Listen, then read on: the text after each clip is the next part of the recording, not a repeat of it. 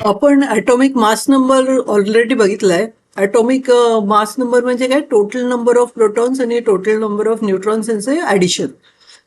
Atomic mass हे atomic mass नंबरपेक्षा वेगळे, हे लक्षात ठेवायचं. म्हणजे ॲटॉमिक मास म्हणजे ॲटमचं वजन. आता जे ॲटमचं वजन, ॲटम इतका छोटा असतो का त्याचं वजन करणं खूप डिफिकल्ट असतं. म्हणून आपण त्याचं रिलेटिव्ह वजन घेतो. रिलेटिव्ह वजन म्हणजे आपण कार्बनचे जो एलिमेंट आहे, कार्बन 12 एलिमेंट, त्याच्या 1/12 मास बरोबर आपण कुठल्याही ॲटमचं वजन कम्पेअर करतो. आणखीन तो जो रेशिओ असतो त्याला आपण ॲटॉमिक मास म्हणतो आणि त्याचं युनिट यू आहे. लक्षात एवढंच ठेवायचं की ॲटॉमिक मास आणि ॲटॉमिक मास नंबर हे वेगळे आहेत. ओके. दुसरी गोष्ट काय लक्षात ठेवायची, आता ॲटम म्हटलं का त्याचे अनेक आयसोटोप्स असतात. म्हणजे प्रोटॉन्स सेम असले तरी न्यूट्रॉन्सची किंमत व्हेरी होते. तर त्यामुळे ॲटॉमिक मास नंबर प्रत्येक आयसोटोपचा वेगवेगळा असतो. पण ॲटॉमिक मास आहे ना, हे सगळ्या आयसोटोप्सचं मिळून ॲव्हरेज काढलं जातं.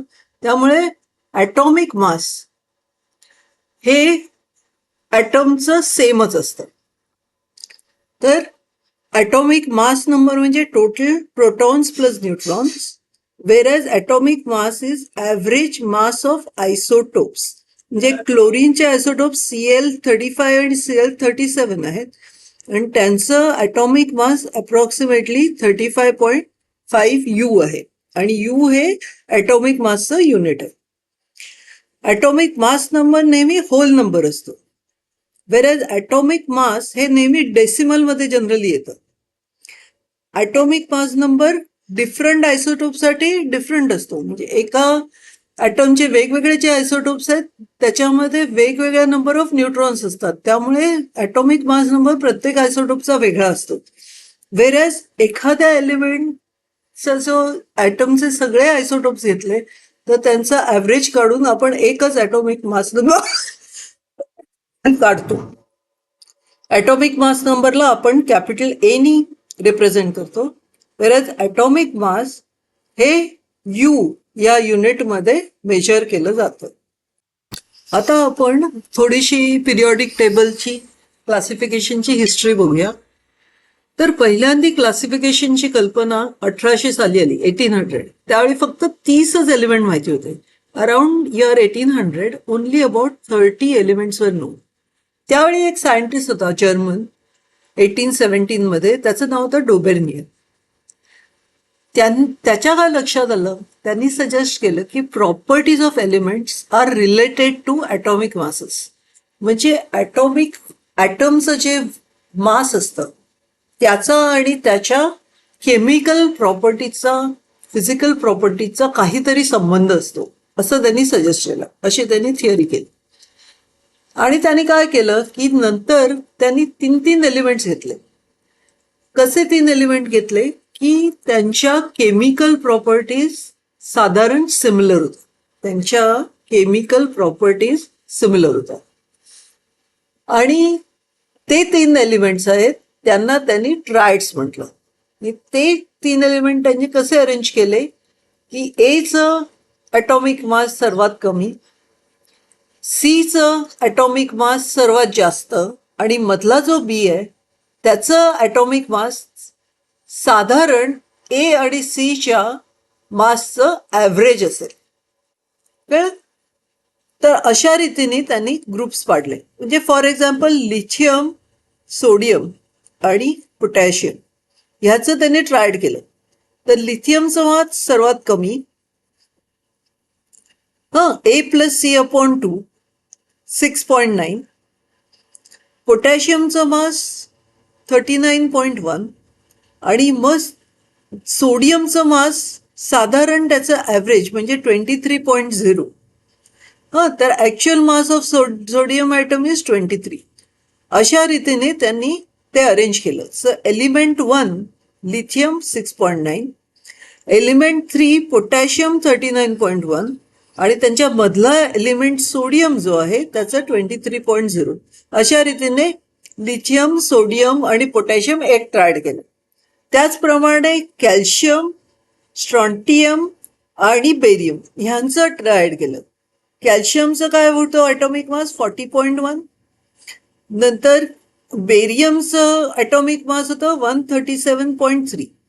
त्यांचं ॲव्हरेज आलं 88.7. तर स्ट्रॉन्टियमचा ॲक्च्युअल मास साधारण 87.6 असतं. तर ह्या तिघांचं त्यांनी ट्रायड केलं. नंतर त्यांनी कोणाचं केलं, फ्लोरीन, ब्रोमीन आणि आयोडीन. क्लोरीनचं ॲटॉमिक मास 35.5, आयोडीनचं 126.9 आणि ब्रोमीनचं त्यांचं ॲव्हरेज 81.2. पण ॲक्च्युअल मास आहे 79.9.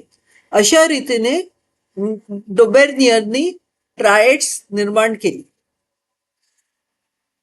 1866 मध्ये जॉन न्यूलँड हे इंग्लिश सायंटिस्ट आले.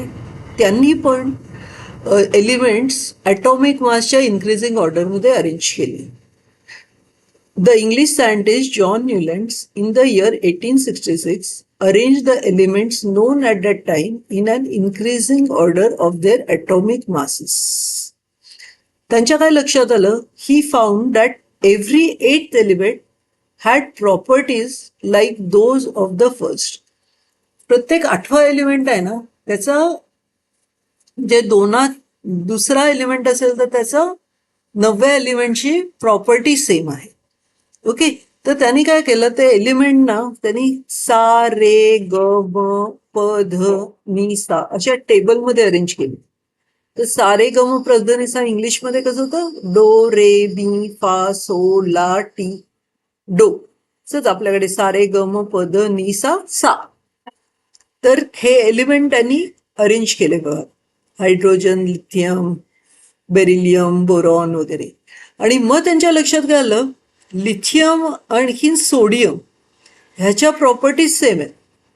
म्हणजे 8 एलिमेंट नंतर प्रॉपर्टी रिपीट होते. मॅग्नेशियम आणि बेरिलियम मध्ये प्रॉपर्टीज सिमिलर आहेत. फ्लोरीन आणि क्लोरीनच्या प्रॉपर्टीज सिमिलर आहेत. हा झाला त्यांचा law of octaves. He found that every eighth element had properties like those of first. For example, sodium is the eighth element from lithium. Both have similar properties. Also, magnesium shows similarity to beryllium. Chlorine shows similarity with fluorine. He called the similarity observed in the eighth and the first element as law of octaves. डोबेर्नियर आणखी न्यूलँड नंतर हे तिसरे महत्वाचे scientist म्हणजे Dmitry मेंडेलिव्ह. ते Russian scientist होते आणि त्यांनी हे जे एलिमेंट्स होते, त्यांच्यावेळी 63 एलिमेंट्स माहिती होते, ते त्यांनी ॲटॉमिक मासच्या आधारे पहिले अरेंज केले. मग त्याच्या ज्या फिजिकल आणि केमिकल प्रॉपर्टीज होता ना, त्यांच्या आधारे त्यांच्या लक्षात काय आलं, त्यांचा अभ्यास केल्यावर, की इथे काहीतरी पॅटर्न आहे. काही एलिमेंट्सच्या प्रॉपर्टीज ना सिमिलर आहेत. म्हणून त्यांनी टेबलची कल्पना अस्तित्वात आणली आणि पिरियॉडिक टेबल निर्माण केलं. तर त्या पिरियॉडिक टेबलच्या ज्या रोज असतात त्याला आपण पिरियड्स म्हणतो आणि त्याचे कॉलम्स असतात त्याला आपण ग्रुप्स म्हणतो. The Russian scientist Dmitry Mendeleev developed a periodic table of elements between 1869 and 1872 AD. The periodic table was the most important step in classification of elements. Mendeleev considered basic properties of elements called atomic mass and arranged 63 known elements in increasing order of their atomic masses. He then arranged these elements into a periodic table according to their physical and chemical properties. Chemical properties म्हणजे कुठल्या, molecular formula, कोण कशाशी बरोबर react करतं वगैरे.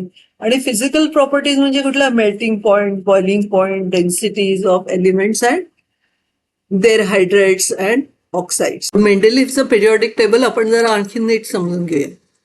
त्यांनी जे elements होते ते त्यांच्या ॲटॉमिक मास प्रमाणे अरेंज केले.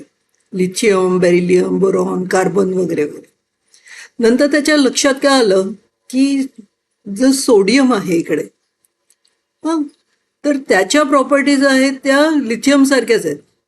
ओके, म्हणजे तो ऑक्सिजन बरोबर लिथियम ऑक्साईड करतो, फॉर्म्युला बघा सिमिलर आहे, Li2O Na2H. त्याच्याबरोबर तो हायड्राईड पण बनवतो, LiHNaH. म्हणजे ह्या केमिकल प्रॉपर्टीज लिथियमच्या आणि सोडियमच्या सेम आहेत. त्याचप्रमाणे त्यांच्या फिजिकल प्रॉपर्टीज आहेत, melting point, density, boiling point, ह्या देखील सेम आहेत. म्हणून त्यांनी काय केलं, ह्या सोडियमला इकडे खाली आणलं. म्हणजे ज्यांच्या प्रॉपर्टीज सिमिलर आहेत त्यांचं अशा रीतीने त्यांनी टेबल केलं.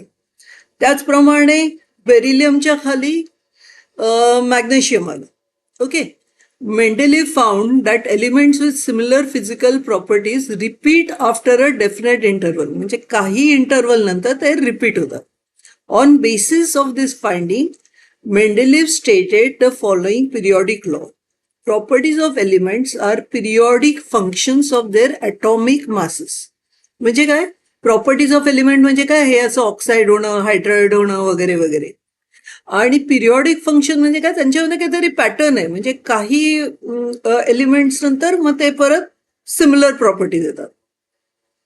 The vertical columns in Mendeleev's periodical table are called groups, while horizontal rows are called periods. आता आपण मेंडेलिव्हचं पिरियॉडिक टेबल जरा बघून घेऊया. त्यांनी काय केलं, पहिल्यांदा ना त्यांनी 8 कॉलम्स केले, म्हणजे 8 ग्रुप्स केले आणि रोज केल्या इकडे. 5च्या पुढे देखील रोज आहेत. ओके. आणि त्या रोज ना आपण तो पिरियड म्हणतो. ओके. तर आता इथे तुम्ही हे बघितलं तर कुठल्या बेसिसवरती त्यांनी हे ग्रुप्स केले होते, तर आता आरच्या ठिकाणी तुम्ही एच टाकलात ना, किंवा कुठलाही एलिमेंट टाकला तर ही ऑक्साईड सिमिलर होतात. H2O, Li2O, Na2O. तसंच हायड्राईड आरच्या ठिकाणी तुम्ही जर हायड्राईड केलं ना, LiH, NaH वगैरे हायड्राईड सिमिलर होतात. तर अशा प्रॉपर्टीज सिमिलर असलेले, केमिकल प्रॉपर्टीज सिमिलर असलेले त्यांनी ग्रुप्स केले आणि अशा प्रकारे त्यांनी रोज केल्या. तर आता आपण त्या मेंडेलिव्हच्या पिरियॉडिक टेबलची मेरिट्स बघूया. ह्याच्यावर नेहमी परीक्षेत प्रश्न येतो, तर ते नीट मेरिट्स लक्षात घ्यायचे. त्यांनी एक गोष्ट केली, म्हणजे काय, त्यांनी बेरिलियमचं जे मास होतं 14.09 अगोदर कॅल्क्युलेट केलेलं, ते त्यांनी बरोबर केलं आणि 9.4 केलं. Atomic masses of some elements were revised to give them proper place in periodic table in accordance with their properties. तर त्यांची ज्या जागा होत्या त्यांनी निश्चित केल्या. Atomic mass of beryllium 14.09 was changed to 9.4 and beryllium was placed before boron. म्हणजे boron अगोदर होता तर त्याला बाजूला, म्हणजे त्यांची जागा एक्सचेंज केली आणि बेरिलियमला बोरॉनच्या अगोदर ठेवलं. तर दुसरी काय गोष्ट केली, तो जेव्हा ही मासेस बघत होता ना, तेव्हा त्याच्या लक्षात आलं का CAच्या मासमध्ये आणि TIच्या मासमध्ये खूप फरक आहे. म्हणजे त्यांनी म्हटलं का एखादा इकडे ऍडिशनल एलिमेंट असणार. त्याप्रमाणे त्यांनी ZN आणि पुढचं बघितलं आणि यांच्यामध्ये अजून 2 एलिमेंट्स असणार असा त्यांनी तर्क केला आणि खरंच ते एलिमेंट्स निघाले. Mendeleev kept vacant places in the periodic tables for element not discovered till then. 3 of these unknown elements were given name Eka boron, Eka aluminum, Eka silicon from known neighbors, and their atomic masses and properties were indicated as 44, 68, 72 respectively. These elements were discovered and named as scandium, gallium, germanium respectively. म्हणजे नंतर मग ती डिस्कवर झाली, आणखीन त्यांना ही त्यांची actual नावं मिळाली.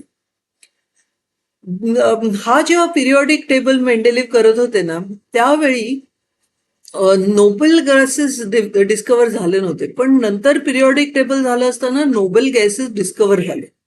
तर म्हणून मग त्यांनी काय केलं, मेंडेलिव्हने एक ऍडिशनल 0 कॉलम ऍड केला नोबेल गॅसेससाठी. तो ऍक्च्युअली 0 इकडे असतो. तर there was no place reserved for noble gases in Mendeleev's original periodic table. When noble gases such as helium, neon, argon were discovered, Mendeleev created a 0 group without disturbing the original periodic table. आता demerits म्हणजे त्याच्यामध्ये काही त्रुटी पण होत्या, काही चुका पण होत्या. आता त्रुटी काय होत्या, तर आता whole number atomic mass of cobalt and nickel is the same. त्यांनी जे कोबॉल्ट आणि निकेलचं ॲटॉमिक मास आहे ना, ते त्यांनी सेम म्हणून धरलं, जे चुकीचं होतं. आणि त्यांना आयसोटोप्स ना मेंडेलिव्हच्या पिरियोडिक टेबलमध्ये जागाच नव्हती. हायड्रोजन हा अल्कली मेटल्स म्हणजे ग्रुप 1 मेटल्स मध्ये पण होता. आणखी हायड्रोजन हा ग्रुप 7 हॅलोजन्स सारख्या प्रॉपर्टीज दाखवत होता. तर करेक्ट पोझिशन ऑफ हायड्रोजन पण त्याला नीट डिसाईड करता आली नाही. तर ह्या 3 डिमेरिट्स असतात. कुठल्या? 1, whole number atomic mass of element cobalt and nickel is the same असं त्यांनी केलं, which was not correct. There was no place for isotopes in Mendeleev's periodic table. आता आयसोटोप आला का त्याला कुठे ठेवायचं ते त्यांनी ठरवलं नाही. नंतर हायड्रोजनची जी पोझिशन होती ती त्याला निश्चित करताना जरा कन्फ्युजन झालं. त्याने पहिल्या ग्रुपच्या बरोबर पण त्याच्या प्रॉपर्टीज सेम आहेत, आणखीन या 7 हॅलोजनवाल्या ग्रुप बरोबर पण आहे. Position hydrogen show similarity with hydrogen halogen group 7 and alkali metal group 1. So the correct position of hydrogen could not be decided.